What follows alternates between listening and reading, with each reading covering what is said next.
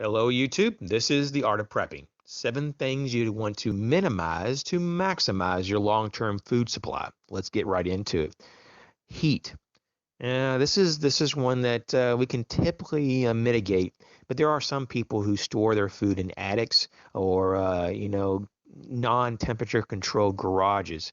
You have to be a little careful with that. Heat will definitely break down your food over time. Oxygen. A lot of foods these days, especially if they're actually labeled as long-term food supplies, have either oxygen absorbers or they had a vacuum seal, and any type of air that's in the can is usually nitrogen. So you want to be careful. Oxygen definitely can oxidize your food, just like it can actually oxidize like carbon steel and make it turn into rust scale. It can also break down your food as well. Light. Light, especially UV light, just like we can get sunburns, we can actually have ill effects on our food as well. It can break down food, no doubt about it. So light is our enemy. Moisture. Think about dehydrated and freeze-dried foods, about how much longer they last, how much more nutrient content they actually are able to retain versus like canned goods and MREs long term. You want things that are in dried formats, at least for your long-term food supply. For your short term, maybe some canned goods and a few MREs, if you're into that, could work. But long term, drier the better. The next thing would be your containers and how you store your food. BPA containers are a no-go. You want to, have things that are BPA free and store your containers off the floor, especially if your floor is made out of concrete. Some of the chemicals in the concrete can actually leach into your containers.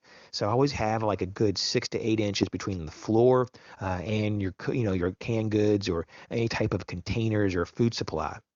The next thing is bugs and rodents.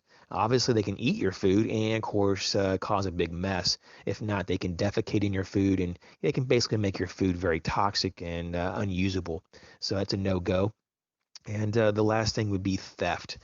We talk about always diversifying our preps, not keeping everything in our closet or pantry or garage or attic or, basement. So what we would want to do, just for an example, would be to take some of our food and keep it at your house. Maybe ask a friend or family member if they have like a little bit of space in their garage or in their basement that you could just put maybe a few tote boxes of food, and typically people don't have a problem with that. You may want to padlock it. I don't know how you want to do it, just to kind of keep especially small hands out of it if they have kids. Just kind of secure those tote boxes. And maybe for the third, option could be go to like a storage rental facility and get the smallest one you can. In my area, they have like 4x6, like almost like storage lockers. And they also have like some 5x7s. Basically, they're only a few bucks a month. And that could be just one more way to diversify preps, not just food, but other things too, to kind of put them out there. So your house, friends or family's houses, and also maybe a storage rental if that's an option in your area. So let's recap the enemies here.